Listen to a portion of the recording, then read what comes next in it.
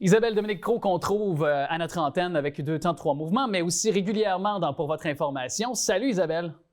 Comment vas-tu? Ça va très bien et je pense qu'avec le beau temps, la chaleur, que évidemment tous les Lavalloises et Lavallois ont connecté, je pense, ont adhéré depuis quelques temps, ça nous pousse peut-être à délaisser les écrans, mais incitatif supplémentaire que tu veux nous exposer aujourd'hui. Pour ceux qui en sont peut-être un peu trop accros, Oui. ce sujet qui est venu, est-ce que d'ailleurs c'est toi-même qui es trop accro? Est-ce que Fiston est très accro à la maison aux différents écrans? Je te dirais que malgré mon impression de gérer les écrans, je trouve que je suis trop sur le téléphone, trop sur l'ordi également, puis je ne suis pas dans les personnes les plus excessives de ce côté-là, mais je m'aperçois que ça génère chez moi d'abord de la comparaison quand je suis sur les écrans, notamment les médias sociaux, plutôt que de me concentrer sur mes tâches, ce que j'ai à faire, je gaspille du temps à regarder ce que les autres font, puis ça me fait plaisir, tu sais, en même temps de les encourager, puis en même temps, quelle perte de temps, tu sais, parce que je passe mon temps à courir, littéralement, je prends plaisir à le faire.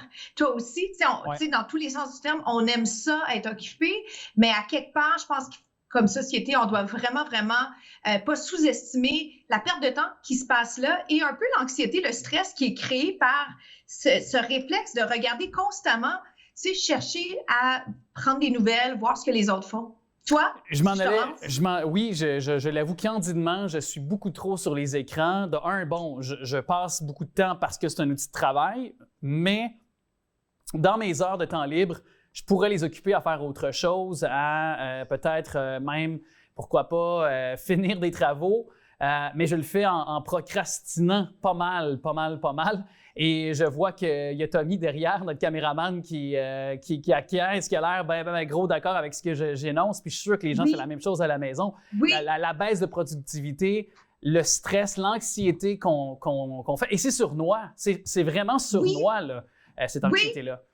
Puis sais-tu quoi? Je pense qu'on est tous très conscients de ça, puis on a peur un peu pour les plus jeunes. Puis en même temps, on est un peu en déni, tu sais, parce qu'il y a une petite partie de nous, puis je suis la première à faire ça. Des fois, je suis comme, ah non, mais c'est pas si mal, tu sais, je me gère, j'ai l'impression de me gérer, puis en même temps, je suis comme, tellement pas parce que je regarde, tu sais, systématiquement ou si j'ai manqué quelque chose, puis je suis comme, je devrais être plus productive, plus concentrée, puis c'est ce que je nous souhaite à tous, juste de valider le hey, est-ce qu'on a de la misère à se concentrer? C'est pas des blagues, puis c'est parce qu'on fait, tu sais, plusieurs tâches à la fois, puis ça, c'est correct, mais d'être systématiquement en train de regarder si on a quelque chose sur le téléphone, c'est pas sain, tu sais, c'est vraiment pas sain. Non, c'est ça. Comme là, présentement, je regardais.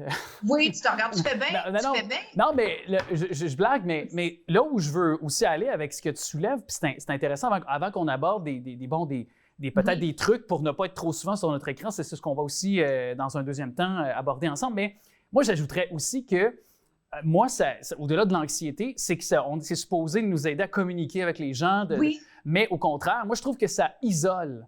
Parce que souvent, par exemple, je prends un contexte où tu as rencontré quelqu'un, une application de rencontre, quand mettons que tu veux être en couple, tu veux rencontrer l'être cher, mais la bonne vieille rencontre en personne, ça en est rendu, on dirait qu'on est rendu presque stressé, on en est rendu presque même à délaisser cette rencontre humaine, laisser le fruit du hasard de la vie, nous laisser peut-être rencontrer l'âme sœur.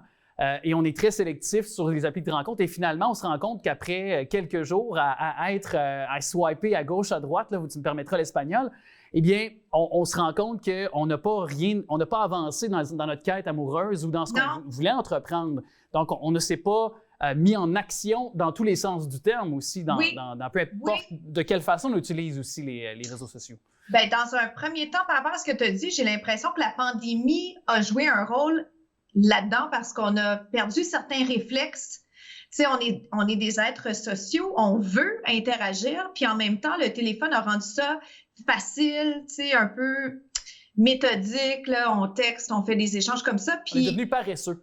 Plus paresseux. Ouais. Mais si on y va dans le vif du sujet, parce que le temps avance vite, puis tu as des suggestions à donner aux gens pour délaisser les écrans, justement. J'ai quelques conseils que je donne de façon légère dans la mesure où j'ai vraiment l'impression que la formule, c'est celle qu'on choisit de prendre. Chacun est différent. Mais moi, il y a des moments où je ferme complètement mon téléphone, notamment la fin de semaine.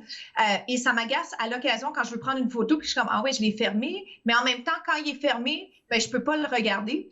Et c'est sûr que je fais pas ça si j'attends un message important ou un appel, mais il y a toujours l'ordi si j'ai besoin d'aller valider quelque chose sur mon ordinateur.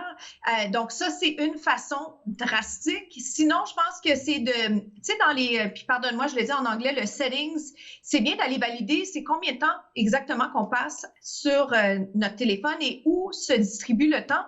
Parce que ça, c'est du temps précieux qu'on peut réinvestir dans les habitudes de vie plus saines. Tu sais, puis on parle pas de couper complètement. C'est juste de choisir, tu sais, choisir d'être dans le moment présent plutôt que de s'inquiéter autant du virtuel. Toi, est-ce que tu en as des conseils? Quand tu t'entraînes, as-tu le téléphone fermé? Je mets sur ne pas déranger parce que je veux pas, quand je cours, c'est à peu près mon seul moment de la journée où j'ai à moi de moi. Donc, je mets sur ne pas déranger. Sinon, évidemment, la nuit, je mets sur ne pas déranger. Je vais avoir une nuit de sommeil déjà qu'elle est très courte, me levant 3h30 tous les matins pour la radio. Et je m'accorde aussi ce temps, dans la salle de bain, là, quand je vais dans mon bain ou dans la douche, excuse-moi, mais sac-moi patience, s'il te plaît, au moins pendant 10 minutes. Ben oui. Tu sais, et sinon, même chose, je pense que quand on veut manger, je veux dire, on partage la table avec, que ce soit l'être aimé ou dans la famille, comme on l'a vu récemment à Pâques. Hey, tasse-moi ça de la table, le téléphone, minimalement. Oui, puis je pense qu'il faut pas avoir peur d'avoir l'air pas cool, tu sais, dans le hey, ça te dérange-tu? Puis c'est dur à dire, moi je suis la première à pas aimer le conflit puis à vouloir plaire, mais je pense que je vais me permettre de dire hey, ça te tente-tu, on essaie-tu comme 15 minutes pas de téléphone ou à moins que tu aies une urgence, on fait-tu comme on le met un peu plus loin ou on prend une photo maintenant comme si on n'a plus besoin de... Parce que l'autre affaire, c'est que c'est une excuse. Parce que c'est vrai, on l'utilise pour la musique, on l'utilise pour la caméra, on l'utilise pour toutes sortes d'affaires. Donc, il faut choisir nos moments où on est vraiment dans le présent. Isabelle, merci à toi. Merci beaucoup. Merci.